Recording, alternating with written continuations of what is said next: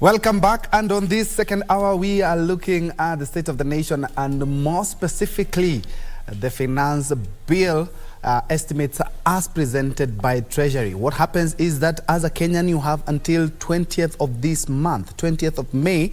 That is the time that has been given for public participation. If you are aggrieved or you feel that a few things need to be tweaked, then you have until the 20th day of May. But now, let's go back to the finance bill itself. The finance bill proposes a number of issues because the government itself wants to stop foreign borrowing and also wants to reduce the cost of living for Kenyans. But Kenyans say, as a rains pounder, we have a rain of taxes now, but we are going to be looking at that. Yesterday, Azimio Premier and former Premier, Azimio leader and former Premier Raila Odinga also weighed in on the estimates and talked about this will be a big burden to Kenyans. But on stage or here in studio, we have Bomachoge MP Alpha Miruka, who is from the Kenya Kwanza divide, and we have been having a conversation here, and you tell us why he thinks this finance bill is a good idea. Karibu sana Mheshimiwa. Thank you very much. Now, we have been talking here and talking about everything. You think that what the estimate as presented by Treasury are good. Why do you support it? First of all, let me appreciate for this opportunity to be in this studio. Welcome. And tell the Kenyans that the only station we are proud of is KBC. Thank you, sir. It's the mother of all stations in this country.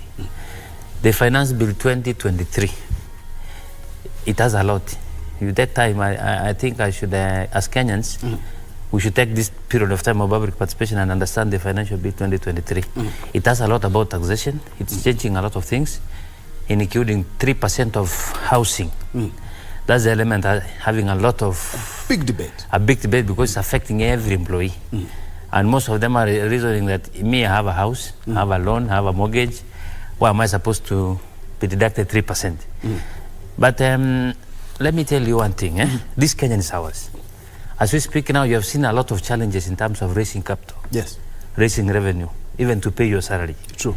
Last month, you were back the victims delayed payment of salaries. Do you know the reason? This Kenya is dragging behind in terms of finance. The country is paying a lot of loans. Majority of loans within a week is abnormal. Since the history of this Kenyan, this is the time the government of Kenya is paying a lot of loans in terms of reservicing these loans. If you go back and borrow the use of these loans, you'll never find. Now, as a Kenya Kwanza government, President Ruto is trying to make this country sustainable, making this country be independent. And to fika wakati, we are not supposed to borrow. Let's generate our own money and use our own money. Of course, taxation is a burden to Kenyan, normal Kenyan. But remember, the bill wants to tax your business, wants to tax you, everybody who has 500,000 and above. There is an increase of pay from 30% to 35%. This 5%, it's still your money. You'll get it in another fashion. Badara usikatwe pesa to endelea to survive in terms of loans. Do you want us to be paying salaries and other things from people's pockets? But Mheshimiwa, even Winston Churchill said a country cannot tax itself to prosperity. Because if we are looking at some of the things, maybe we can have a look at maybe why you are saying it's good. A good example is the LPG gas has been scrapped, but at the end of the day, there is also a fuel tax that has been brought about from 8 to 16%. Gas is also a fuel, is also a petroleum product. So it's gonna be, how is that gonna work? Yes, it might come down, but it's not come down to the point that Kenyans will really want, because you're taking from one side and giving with the other side. But remember, I want to remind you about fuel. In 2018, we passed a financial bill of 8%, which made the price of fuel to shoot. Yes. I remember during that time, every member of parliament was against that bill. It's like now.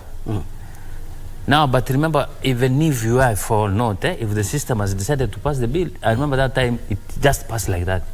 90% of members are not for it, but they affected 8% petroleum products. Yes. Now we are leaping those side effects. But if you look again, let's not view this taxation in a negative perception. Still, I'm on that point. The only thing we are supposed to look on now If they will succeed taxing all these proposals are stated in the financial bill, are we going to having a use, the product, the correction of this revenue, is it going to be used well? Is the systems in the government minimizing waste, minimizing corruption? Because at long last, we must fund ourselves. We must be able to pay our salaries. We must be able to develop our country using our own money. And the only way, let me assure you, today here in this station, we must be able to be taxed. But my concern, we are not supposed to heavily tax people for us to raise revenue. We must have a structure of taxation in the sense that it's not affecting our people, but it's making us to be able to move as a country. Yes. And Mheshimiwa, there are some of the things that quite stand out, and Kenyans are quite against them. A good example is on the digital content creators. 15%. Let's look at COVID. COVID brought down a lot of artists, a lot of singers, you know. Now, after COVID, we had the drought and the recession that we have. Now, things are starting slowly to lighten up. And now, bam, 15% tax for content creation. The industry is quite young. This is a lot of money, 15% withholding tax. And remember, we're talking about hustler. Your government is hustler government. Yeah, it's a hustler government. How are we now going to be withholding 15% of the content creators' money that they are trying actually? But let me ask you. Yes. I want to remind you in 2002, when Kibaki took off from Moi. Kibaki took a very staggering government. But he came up with radical measures, very many. But what he did, which was the best, he managed to trigger the growth of the economy. He's the one who introduced heavy taxation, I remember. But remember, he looked money. He's the one who introduced the CDF. He's the one who brought outsourcing. The government will never do contract by itself. But while you are outsourcing, you get the point, but you have to pay back the tax. In the same case, for example, our president recently, you heard him talking about every ward should be having an ICT hub. If possible, is developing every town to be having a free Wi-Fi. The government is giving you services. These services, you're supposed to use them to do business. Artists are making money through this platform. Then why are you against not being taxed 15% surely? The only challenge you're having, let the government create a platform, give resources. Are you seeing the point? If it will actualize every ward to have an ICT hub, every town to have a free Wi-Fi, if these things will boost our people, local areas, to be able to be connected and make business through an online platform, then we cannot say no to taxation. But if they keep on taxing without platforms of taxation, that would be bad. But these are young people who are trying to eke a living, and the digital space is a little bit open now for them. At least they could have been given a couple of years. Or you think this is the right time to start milking? Milking? Given a couple, no, that's not milking, by the way. Yes. Unajua, give to Caesar what belongs to Caesar. All right, let's go to the housing. I know it's something that has brought a lot of issue. The housing fund or the levy, 3%. Is supposed to be matched by your employer.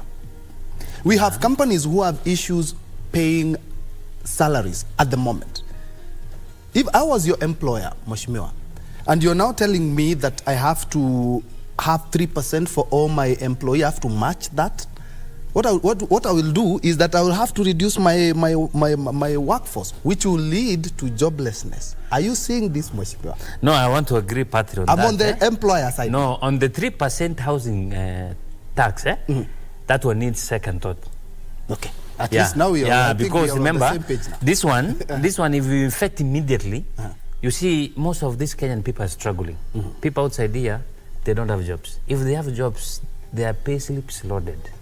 They have a lot of loans they're servicing, they have mortgage, they have no more loans. You may find a pay slip with a negative, all 1,000 shillings. Yes. Even if you're earning 200,000, but you get 500 shillings a month. Yes. Now, before the effect of this 3%, they were to do that analysis, either to do public participation, or they analyze the status of the pay slips of our employees.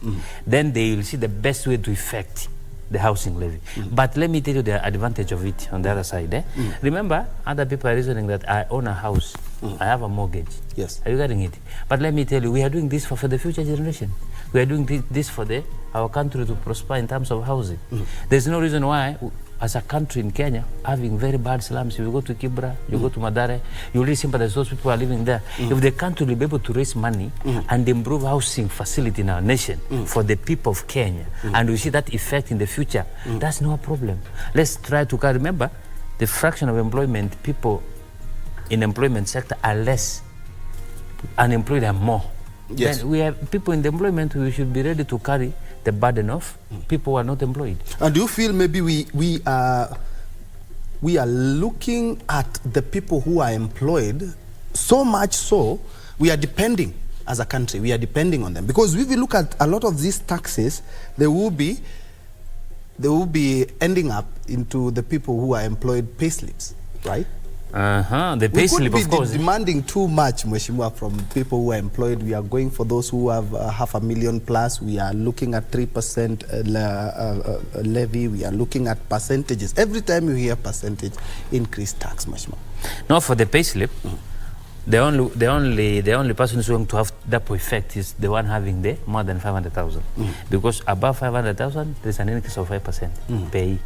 That means add another 3%, it will be 8%. But for less 500,000, it's only 3% affecting the payslip.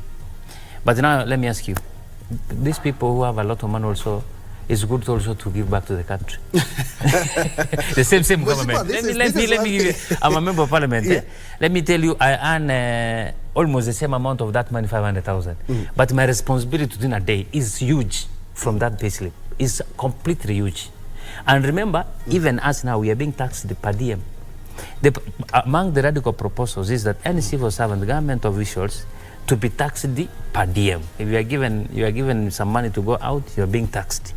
Okay, it's a bit squeezing, which is not right. But now, if we try to look this bill in the negative side, we may not move ahead. There is nothing which will come in a plate without a sacrifice. Let's call a spade a spade. Even these countries, go back to China, when they started, they were useless. But because of sacrifice, accepting radical measures to their own people, that's why they're here today. China is very hard. If you go to South Korea at 1963, they were lesser than us. But if you look at them at this time, they're 100 times ahead. The only challenge I may be saying about this bill is that even if people are being hiked to be having a negative attitude with it, it has a very good positive impact in the future. Let's give it a chance. Let's give it a trial before we sacrifice it. All right, and I would like to hear what people from Bomachoge will have to say, because Mheshimiwa actually supports the bill. Allow me now to introduce, he's a governance expert and also an advocate of the High Court, Gibson Gisore. Karibu sana, Council. Asante sana Bwana Troy for inviting me to the show today. Let me just... good to see you, Mheshimiwa. Thank you very much. Now, I want to take you to sample your views on the finance bill, not as a lawyer, as a Kenyan first. As a Kenyan, I will want to say that there are positives and there are negatives in that finance bill, depending on which side a Kenyan sits, but mostly negatives, but maybe positives to the government. Because when you're told that your payslip is going to be subjected to further deductions, already there are so many. Kenya is one of the countries which is taxed, highly taxed. Then when you increase that taxation without much to show for it, then that raises queries to every Kenyan. Besides, the economy has been on the higher side and people are suffering. You realize that now petroleum is being taxed at the highest in the region. And when we invite other things, for example, now it's in my estimation, or what I had people say, they're talking of 52% goes to government. When 52% of your salary goes to government, you're left with 48. That 48 still is further taxed in VAT, because everything you're going to purchase is still going to be taxed. And I mean, if you are unfortunate for you, you have a vehicle, the vehicle now consumes more because the petrol is also taxed above 60, I think, % of whatever amount you pay. And that shows an economy which is under distress. I think there is every reason that we need to worry that our country is, whether we need to have that debate, Troy, whether are we in the right direction or we are about to sink and we are not being told. Are we going to be the next Greece? I was having a discussion with a person from Greece, and he told me he has indeed seen every sign of what was happening in his country is actually coming to pass in Kenya, so we need to be ready. If it may interest you, Troy, our neighbors there in the West Africa, Ghana, has undergone through this immense financial distress, and they went to the IMF. When they went to the IMF, they were told that, you see, you people, you want some more money, but we don't have more money to give you unless we don't feel that you've done enough from your side. And they were like, we have already taxed everything we can tax. So they were told, no. Actually, you need to go to the banks and see whatever money is there in the banks. Let's say you have 100,000. The government takes 30%. So if you have 100,000, the only money you can access there is 70,000. I think let's hope we'll not get there, because that would be very dangerous for us. And as a country, we're already suffering. We don't need to suffer any further. Of course, and I would like to hear what Mheshimiwa will say in terms of job creation, because 3%, the housing levy, I'm still on that, because at the end of the day, after the 3%, the employer is also supposed to match that. Are we going to be creating more jobs, or there are some people who are going to be saying that I do want more staff because I will be forced to actually pay a lot for them, not forgetting the NSSF, which has a few weeks ago, was revised. But for now, let's cross over to the Boulevard Hotel, where the Pentecostal churches of Kenya are having a presser in regards to the Presidential Task Force on Churches. Let's listen in.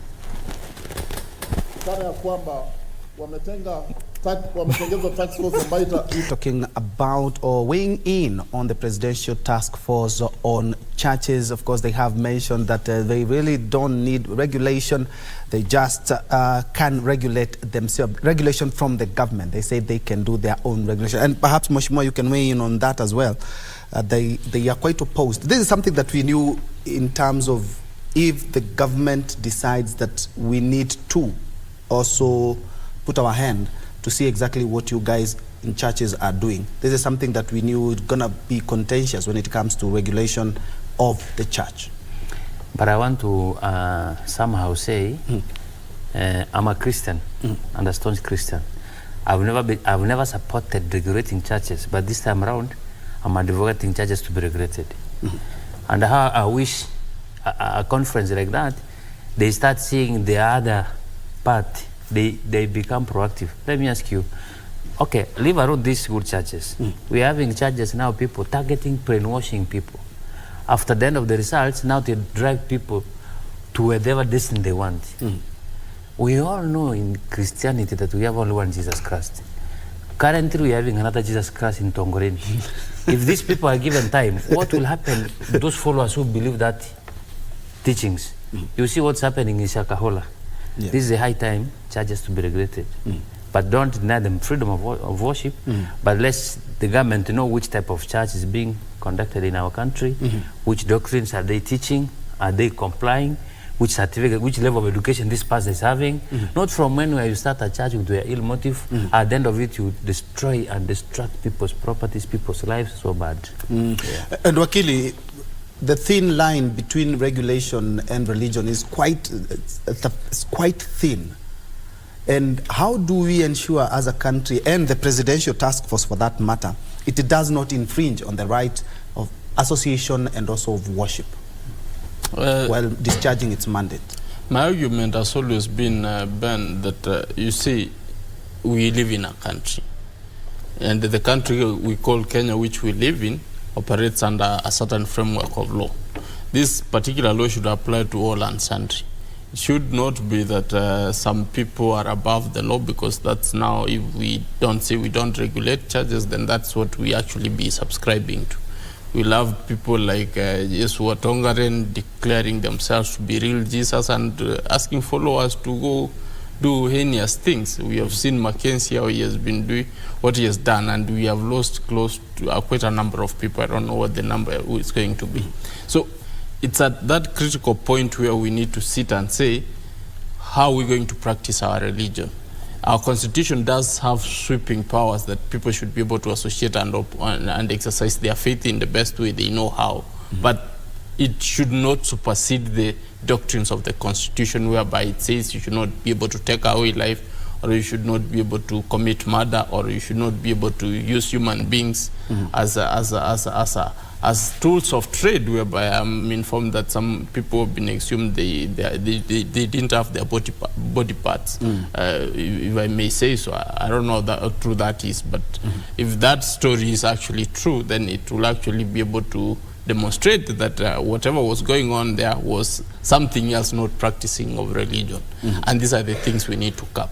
For us to cap these things, we need to go back to our policies and laws and be able to look at where did we go wrong, where did the rain start beating us. And we need to be able to craft a framework whereby we can be able to exercise freedom of worship vis-a-vis observing the law. Nobody wants to limit charges in the exercise of religion, but this religion has got to be practiced and exercised within the confines of the law, and the constitution is well enabling on that. Because you cannot say that we cannot be able to regulate what is being said in charges while somebody is telling people go starve to death, and then people are doing that. That is extra constitutional, and that needs to be limited. Right. And telling kids not to go to school, which is very sad, while himself he went to school. He's a beneficiary of the same education, and telling people that, you know, you should not be able to go to school, you should not have an ID. Well, for him to register even that church, he's used his ID to register that church, which is using. I mean, such falsehoods, we need to weed them out of the church, and that is the kind of things we need to look into and be able to put them in the right place. All right, let's go back to the topic of discussion where we're looking at the Finance Bill 2023. Now, Mheshimiwa, we're talking about the 3% housing levy. Now, on the side of the employer, he has to match the 3% that I am contributing. My employer has to do the same. Kenya Broadcasting Corporation has to do the same, if at all it is passed. My question is, even if we look at many institutions, including parastatals, many are struggling at the moment. And now you're telling them that for all the 1,000 staff that you have to also match 3% of this. This is an undue pressure even for the employers. Mheshimiwa. I want to agree. For the effect, for the implementation of 3% to be exactly immediately, it will have a lot of effect. But remember, this bill is now out for public participation. I think yesterday or the other day, it started officially. This high time now, people should come out in large numbers and try to put in their input. But I want you to look at it in the sense that what is the aim of the government taxing you 3%? And again, you cannot deny that the government doesn't want this taxing you 3% on a negative aspect. Of course, the positivity is high in future, but let it structure the mode of taxation of 3%. But the other taxation, to me, I support 100%. But for 3%, it would do another further analysis. Every parastatal, every government officer, every employee, the effects, then it can now affect the taxation. But because it's now on the table, let's give it a chance and see how it will go, even if it's painful. You believe maybe still on the same housing levy, it should be optional? I don't have to be told that I have to be paying that amount, and maybe I have my own house, or maybe I don't want even my house at all. For taxation, you cannot give it optional. Because remember, anything paining you, you can't accept. But it's now paining the Kenyan. You can't accept. The only challenge we're having, the only to me, if we are going to effect it, let's everybody, because it's for the future of this country. Remember the housing project, the president is moving around every county launching. It's creating a lot of jobs. That housing project. By the end of that housing project, assume it's a period of 1 year or 2 years, that project is going to take. A lot of youths are going to be employed in that one. That surrounding will be having a lot of business booming because there's a lot of money circulation. That means the effect of this taxation has a very good positive impact if we can keenly look at it. But my concern is our pay slips are really squeezed. Yes.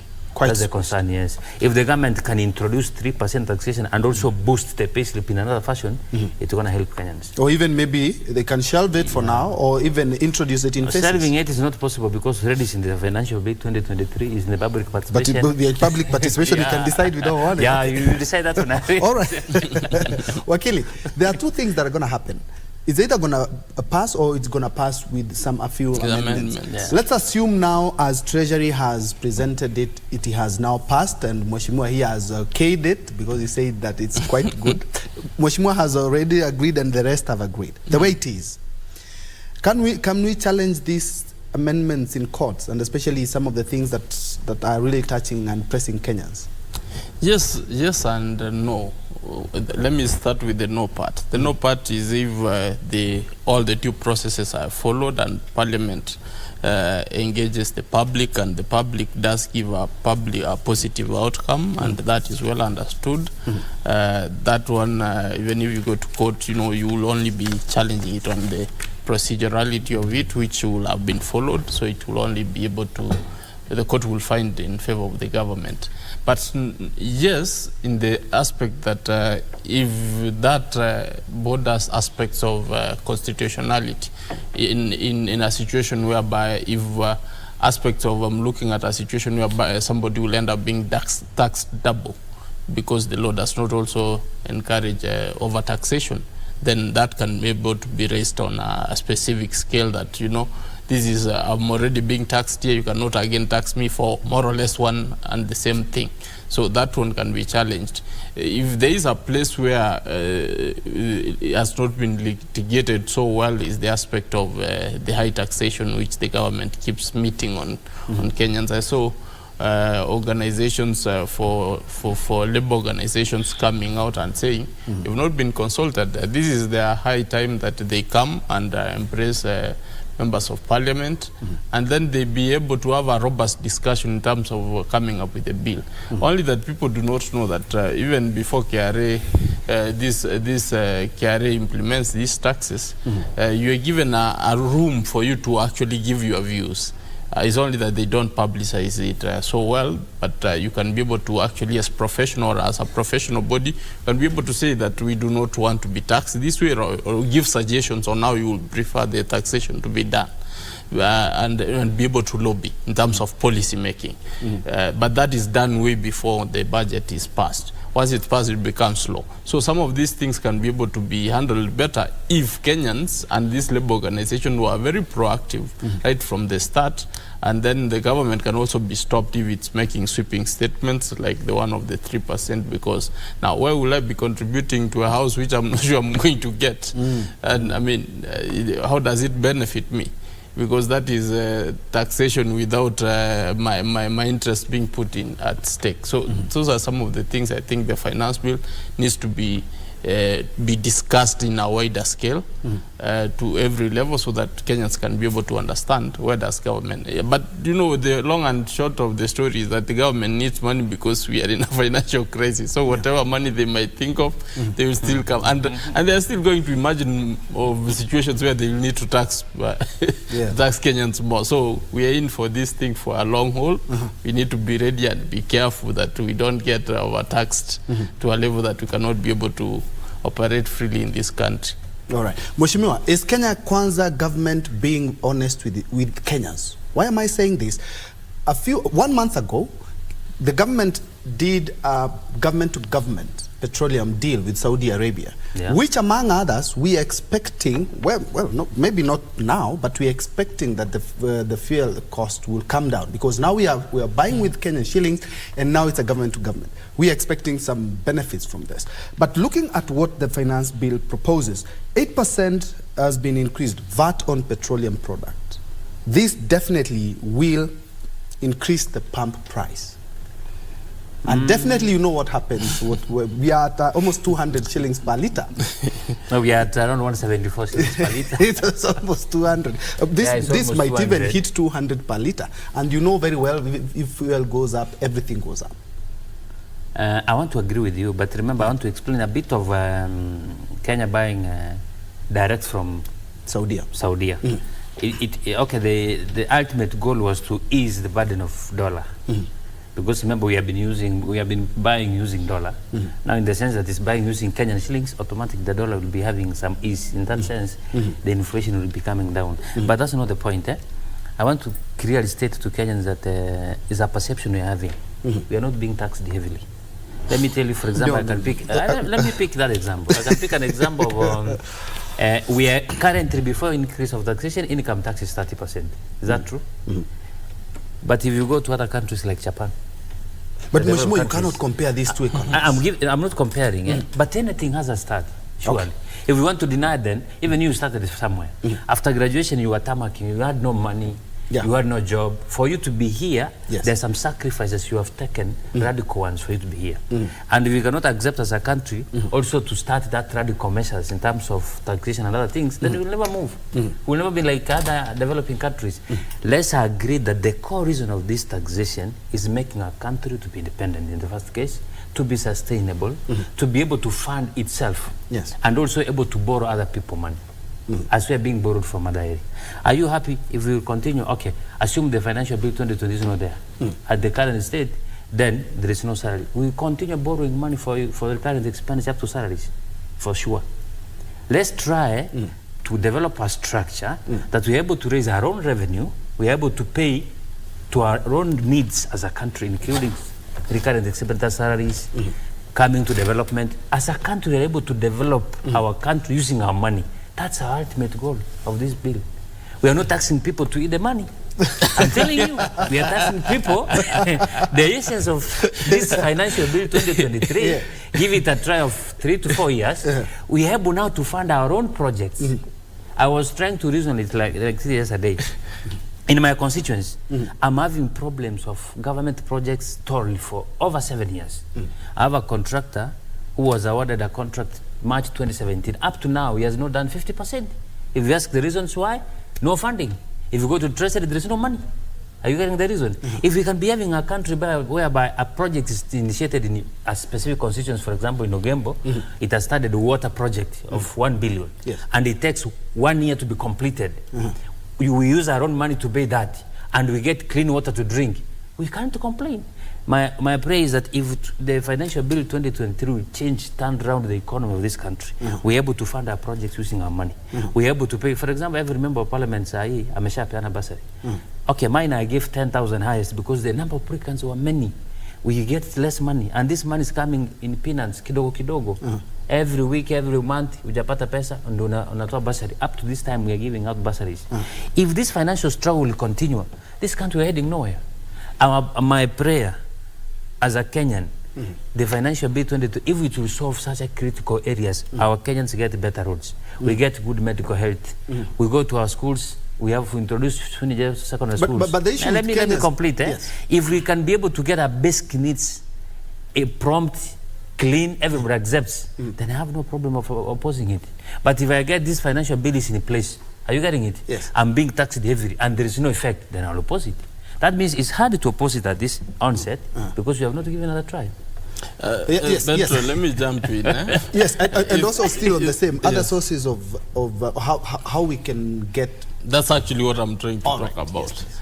You see, I think where the government is coming from, I would rather use the words that they are rather lazy in terms of trying to look inwards, because this is now looking inwards instead of looking outwards, which will have even brought more money.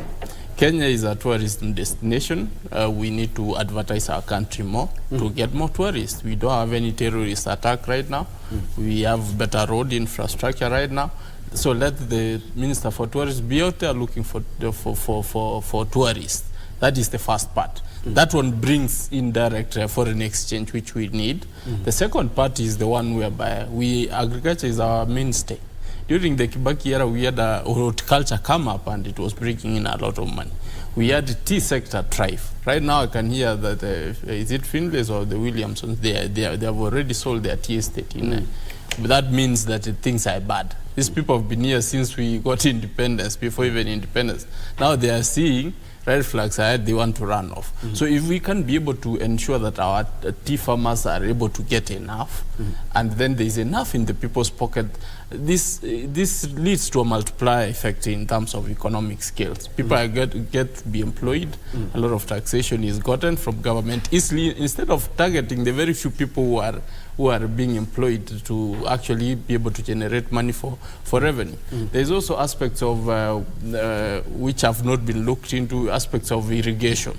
If this government was prioritizing irrigation so that we can produce more, so that we can even export, then we can be able to, and then we can also even stop importing maize, so that that money which we are supposed to use to import can be used for other things. So for the things which Mheshimiwa is talking about.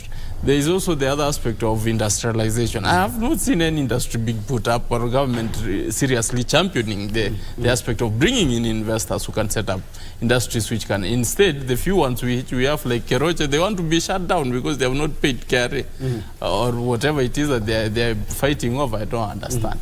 So if we can be able to encourage local manufacturing, even at the small, at the lower levels, like Mheshimiwa's constituents should be able to tell us, I'm sure he has tea factories, should be able to tell us they are planning to do a KCC, they are planning to do maybe some passion farming, so that, you know, with this there's employment, there's also an aspect of export, and then even to the grassroots, we have people getting money from the international scales. We should be doing airports to the Mara, we should be doing airports to Samburu, whereby tourists can just come and land and then leave their money here.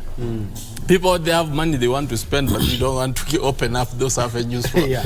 By the way, Ethiopia has done this. What I'm talking about, Ethiopia has done this, and they're going places. Tanzania has been doing this since Magufuli. So it's only Kenya which is being left behind. So these things, it's not like they have not been applied. There are things which have been applied. It's only that we just opt to look inward and become lazy. We just opt to go for the soft target of taxing Kenyans to death. Winston Churchill said, a country which wants to tax its citizens is not going to rise, because it's a fallacy that you are going to tax people to death. So those are some of the things which we need to look at. And we have ideas. Kenyans are very bright. I support the idea of sending Kenyans out there to, but then look at it from the perspective that we have educated somebody up to university level using government money. Then you want him to go benefit Germany, so that he can spend he can send back whatever less money he has gotten as to come and develop Kenya. That is a rather lazy way of looking at things. Let's try to put the jobs here so that people don't leave. We benefit from the investments we have put in terms of education sector, so that we can be able to have people want to come to Kenya to work. So we can be able to attract the expertise from out there, the top people with top dollar. And we can also be able to attract those people who are very clever, because Kenyans, we cannot be clever in everything. There are people who will always be ahead of us or in something, so that we can also be able to be the center of the region in terms of intellectual powerhouse. All right, Mheshimiwa, I'm quite sure you have been in Bomachoge for several times now, trips, and especially for the bursaries. By the way, in the last time I checked Kisii, there were some floods. I don't know whether your place has been affected. No, we are not affected by floods. Affected by the floods. Now you will be going back to Bomachoge this week or next week. You will be talking to people. Why will you tell them to actually, who are supporting the finance bill, the best part of it? Because they are not all Kenyans are reading the fine print. Mtu anasikia tu taxes. Mimi nataxiwa, you know? Taxi nini? No. So you, as the leader, as the MP, why would you vouch for it? One thing I want to tell you, this is for future. It's like now you have told us, your child, I want to take you to school, and I'm going to pay school fees for future, for you to get employment. But with this taxation, you cannot tell importance now until you get taxed. The only challenge, the only thing I will tell my people is that let's give it a trial. Let's give it a chance.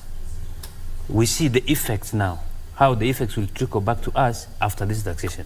But we start stoning it now. It has not kicked off. It has not been affected. Then what can we be doing? Number two, you see, my legal counsel here is stating very clearly how we should develop. I want to ask you, you have 10,000 as your pay slip. If you cannot spend the money you have for your own needs, then those needs will never met. You cannot sit down and wait for your proper budget to be financed by another person. We have needs as a country. A country must develop in every aspect, but let's not also live in that way that everything we keep on spending in this country must be funded from other people. Let's be proactive to raise our own money, raise our own revenue for funding such a beautiful projects as the Legal Council is saying. That means I still on the point that the Financial Bill 2023 is not for bad intention, it's for good intention. Let's give it a try. All right.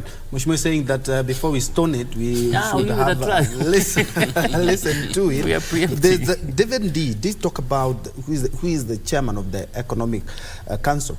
He talked about there's a lot of wastages in government. These are some of the loopholes that we really need to fill up. To seal, yes. Yeah, that is a big problem with government. I mean, I was having a discussion with somebody and they was telling me that, you see, wastage is synonymous with any government. But now, when you are having a government like the one we have, which has already hangman's noose on the neck, then you need to start thinking better about whether you will embrace the wastage. You need to limit it to a level that it's sustainable. If people are doing trips, there are people in this country who in parastatals I know of, these people are never in the country. They are always out there. What they are doing out there is like they are working from outside. I don't know. But if we can be able to cut down on that, there are people who do their meetings. They cannot do their meetings in boardrooms of their own, and they have executive boardrooms. They will always do it in Safari Park. Actually, Naivasha and Mombasa is their best place of, including Mheshimiwa. Parliament has a lot of boardrooms there, spaces they can meet for a kamkunji, but you will find them in Naivasha. And Naivasha, they will show up and leave. Aside for the per diem and leave. If we can be able to cut down on some of these expenses, then we can, we just do something proactive like Magufuli did. He said, I mean, there will be no tea, there will be no newspapers. If you want a newspaper, buy your own. If you want tea, buy your own tea. Myself, I'm not going to travel. I think our president has already clocked more than 10 trips since he was sworn, if I'm not wrong. Magufuli never went out the entire time. And, you know, that's leading by example, starting from the front, that, you know, we don't have money to waste. Why waste it anyway? Let's just try to save every penny that we can and then invest in projects which can be able to transform the Because of the interest of time. Mheshimiwa, wrap it up. Thank you very much. It's a nice discussion for people of Kenya, but even if the financial bill is really paining, and it's really challenging. I'm sure a lot of people from your constituency of course, have a lot of issues with it. They have a lot of issues with it. But now you cannot charge something before at the onset. We cannot really say it's bad if we have not experienced it. The only challenge we'll be having as a government maybe is to avoid wastage. But the correction and the revenue generation, let's impress it. And hope that it will be spent in the wise way. All right. Yeah. Honorable Alpha Miruka, Bomachoge Chache MP there, and his parting note is that let's not first stone the Finance Bill 2023 without looking at the nitty-gritties. It has a lot that is good, even if it's not now, he says, in future. And also we had the advocate Gibson Gisore, who is an advocate of the High Court and also a leadership and governance expert. Always a pleasure having you guys around, and thank you so much for your insight and for your time as well. Thank you. We have come to the end of News Check. Thank you so much for joining us. My name is Njue, and of course we are continuing this conversation on social media. I'm giving the baton now to the Swahili desk for Kurunzi Mashinani and Tamrini. Thank you so much for watching.